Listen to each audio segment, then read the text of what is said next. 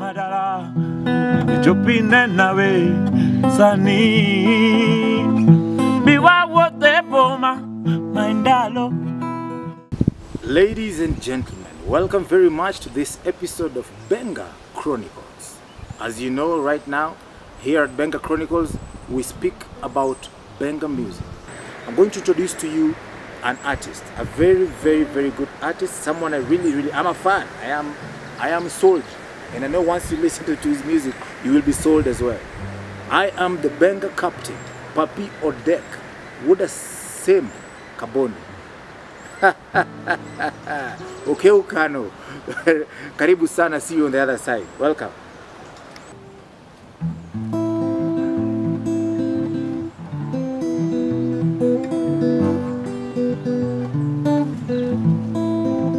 Samoro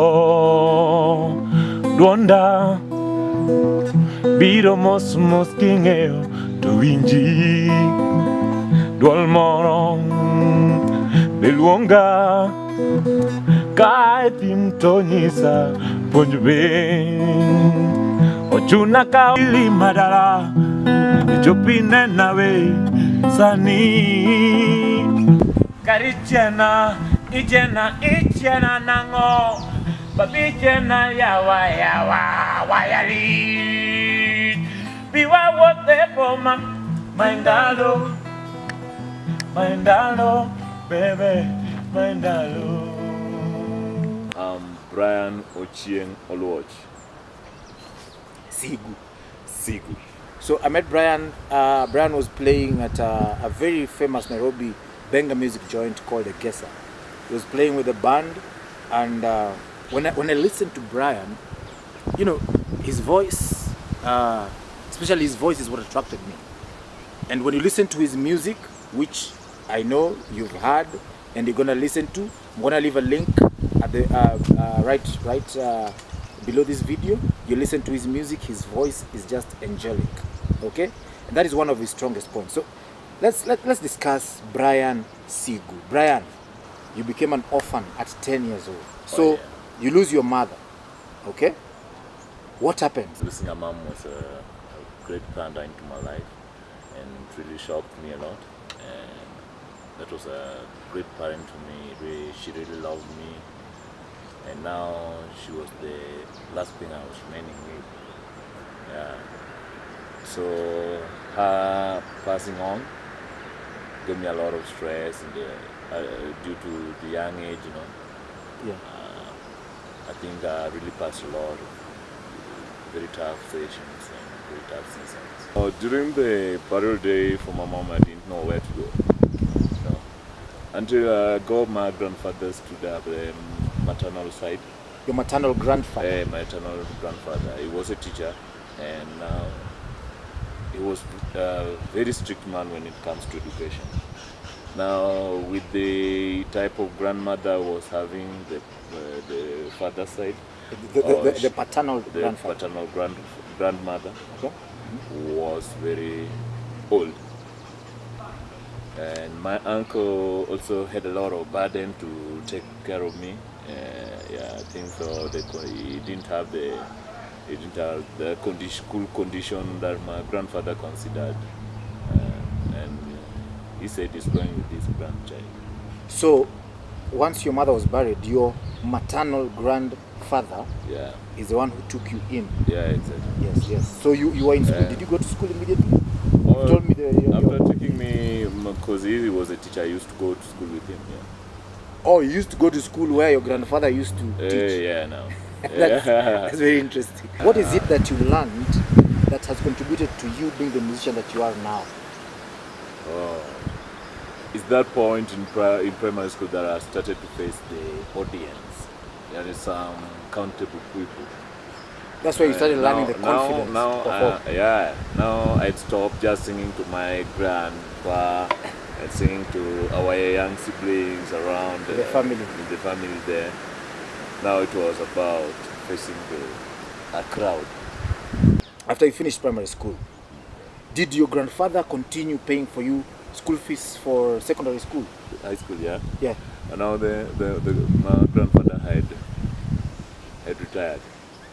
Or your granddad had retired when you were going to high school? Yeah, and now he didn't. He was not in the position to pay my school fees. Okay. Now my aunt took control. And you went for 4 years in one school? No, man. Yeah. How many schools did you go to? I went to 2 schools. In South Nyanza, started in Nyar. At Nyar now music was beyond everything to me. I was feeling I should even drop out of school and go and play. Because of music? I was feeling so big. Because I had received all the grace from my fellow students and all the teachers knew I'm a musician. I was a good student too, very good in literature. I was cool in literature. That's what has made you a very good songwriter, right? I passed through good teachers, literature teachers. On Form 2 now, I was within the school and outside. Now I was operating between the fence. Now that's the time I played with Alo Jarapedi. Alo Jarapedi is one of the great Benga artists. Okay. I played with him at Kisumu. Alo Jarapedi had a very old car and he used to carry me back to the town. Not to school? And back to the town. We were getting down to the town, man. No other point there. This is the time my uncle stopped talking to me. When it was a night when after taking supper and he told me not to go to my room. He had a discussion with me. So he asked me, Brian, what do you want to be? I told him I want to be a musician. I want to do music. And he was happy? No. What did he do? He didn't believe it. And never said a word. He just told me to go and sleep. And from then he never asked me anything to do with school. Oh man. It's like he gave up, but it was bad. I got involved in some wrangles in school and I pushed very bad the head boy. You roughed up the head boy? Yeah, so much, and it was so bad. Then I was sent out away from school and told I'll be called indefinite suspension. Okay. They never called me till date. So you are indefinitely suspended from the first secondary school that you went to. Yeah. But you can trace this to your love for music because exactly. Yeah, it contributed a lot. This story is so fascinating. So we're going to talk about your second high school, okay? Yeah. And what happened there and what music influences it had in your life. But we're going to do this now walking. My school playing Wangwala, was called Ababu. Ababu was playing Wangwala. His band was just growing. So there was a day he was playing in another market there called Sonu. So we went there. I also went and they gave me a chance. I played something. You still continued to sneak out of school to continue playing music. Let's listen to this story some more. Let's listen to this story. Now, Brian, this second school, Miriu, did you go to learn your music took over? It was so hard to concentrate on other things. I wanted to impress the parents and everybody around me and show them I'm a changed individual. So I held music a bit and went back and concentrated back on books. Okay. And there's something very, very important that I want you to talk about. And this is how you learned your guitar, how you picked your first guitar. I could only achieve 3 chords. 3 chords? And no any other key. I don't even know the key even right now. I can't tell. Maybe in high school. In high school, that is. That's now in high school.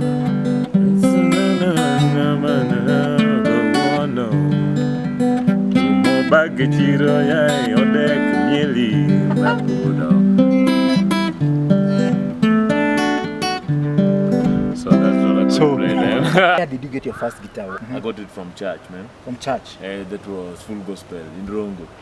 So I was leading the present worship. You were singing in church? Yeah. Damn bad, man. I was in the church, then in the evening I go to play in the club. It was so fun, yeah. God created me to sing, man. I'm created to sing. Then I used to stay with my aunt, and my aunt could think that I'm not doing my schoolwork, you know. I'm not concentrating on my studies, I'm just playing music. And it was so bad. He took the guitar back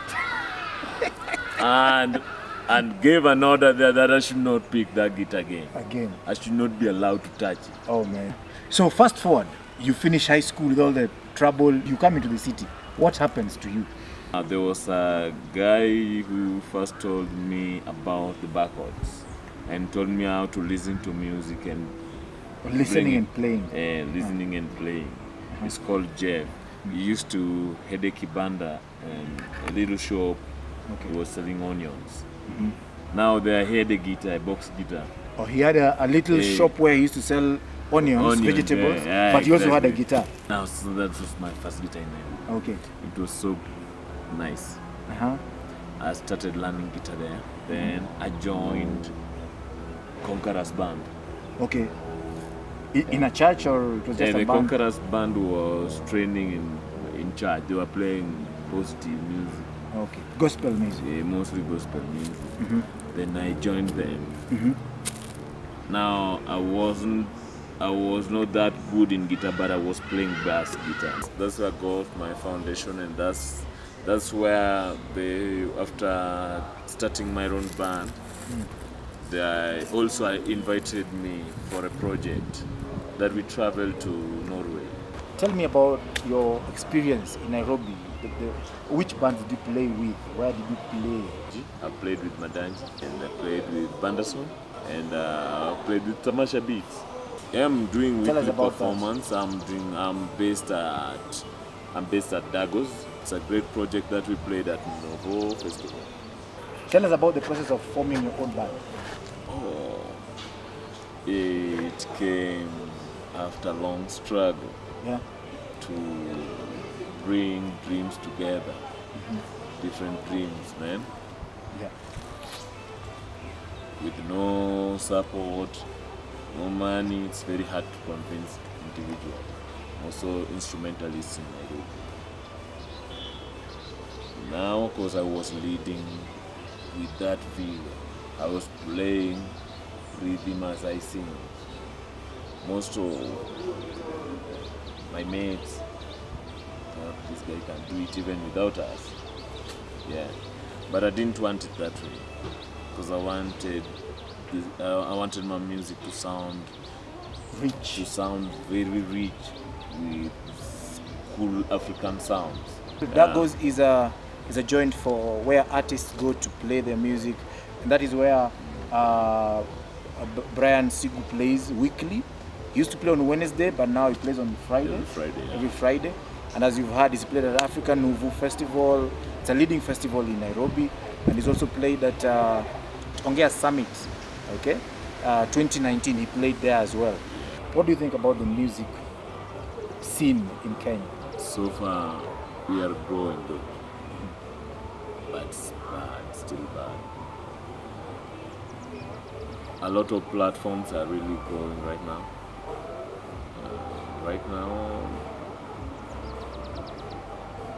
By the payment. So there's a problem with... There's problem with the money generation. Let me ask this. Did you go to music school? No. So basically, you learned how to play the guitar. Self-taught? Yeah. Self-taught guitarist? Exactly. Self-taught vocalist? Exactly. Everything you've learned yourself. Mostly. That is the kind of situation we are living in, right? Exactly. Yeah. So if you were to change things, if you were to say, give your proposal to someone stands there and tells you, tell me 3 things that you want me to change so that the music industry in Kenya can suit what you want to do. The main thing there, I think, capacity development. Capacity development. And some music schools should be brought up, man. Okay.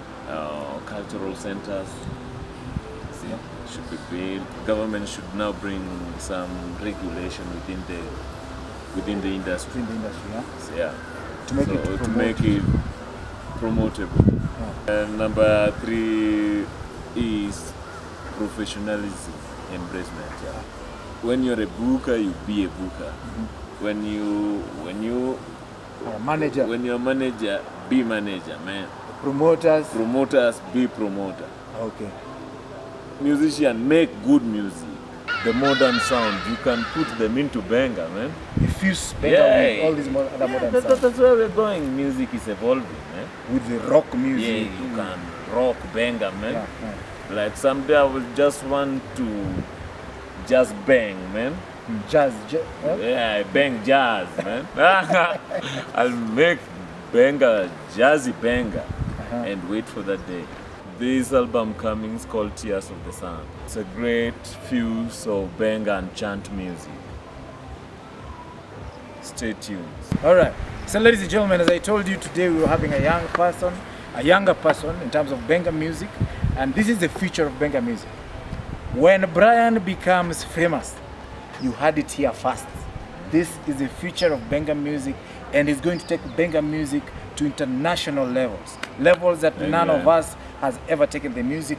And you can see the enthusiasm, you can see the drive from when he was born, from how he's progressed, and as he continue playing as something, Brian, we can, this is what we do. This is what Benga Chronicles is about. We chronicle Benga music, we chronicle Benga artists, chronicle Benga venues and all this. So make sure you catch us here next time for another episode of Benga Music. I am Papi OdeQ, the Benga Captain. Nyakorobola ugo. What a say? Okay, Okalo. Gukondoke safari tu kutokea. Take it away. Samona penyo gayora yo watalore. Tonango yangi wonda yawa. Romna aleo, Romna. Namo chopolo ya yora ya romna. Lemna, bebe, lemna. Namo chopolo, kachopo, lemna. Para yo, para, aye, para nyarino, para,